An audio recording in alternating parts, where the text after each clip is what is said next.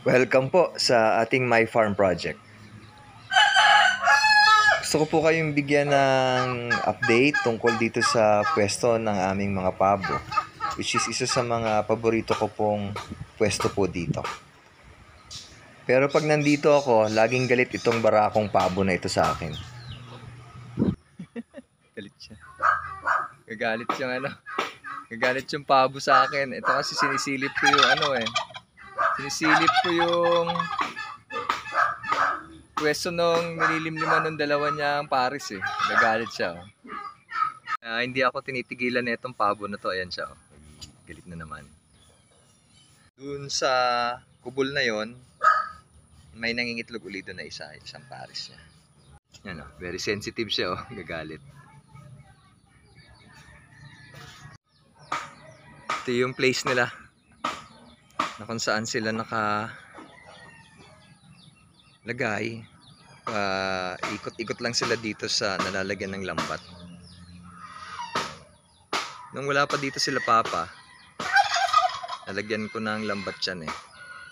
Tulong ko pa yung dati naming tagapag-alaga dito. Sa ngayon nakahalo yung mga sisiw ng pato na pinapalaki namin. Hindi naman sila inaaway na itong pabo. Okay naman. Ito yung kubol na kung saan naglilimlim yung mga pabo.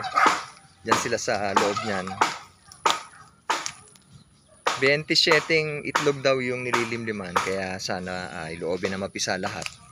Kaya may chance na maging maganda yung production namin ngayong parating na October kung loobin ay makapisa ng mahigit sa 20 sisiw ng pabo.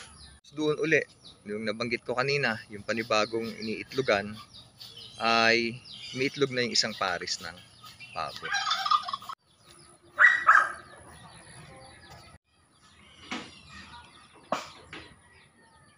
Diyan sa kubol na yan ay bale, dalawa lang yung pwesto nung itlugan, pero doon sa isang pwesto, yung dalawang inahin, nagsukob sila ng paglilimlim. Tinanong ko si Papa kung okay naman, wala namang problema. Sabi niya okay naman lang daw, basta wag lang mabasag yung mga itlog at saka manatiling mainit. Sana hindi magka-problema. Bale, itong pwesto na ng mga pabo, nasa halos gitna ito ng dalawang bahay at saka yung ito sa daanan namin. Siya agad yung matutumbok pag galing ka dun sa gate. Ito yung daanan. Tapos nandun yung isang bahay, yung aming stock room ng ng mga feeds. Tapos ito na yung pwesto na ng mga pabo, nasa gitna. Maraming puno dito na nakakalilim sa kanila, kaya mapresko. Pero pag maaraw, pinapasok ito ng sikat ng araw dito sa bahagi na ito. Diyan, andyan ang open space. Dito sa pwesto ng mga pabo na ito, may mga rambutan, kamyas, at saka saging doon.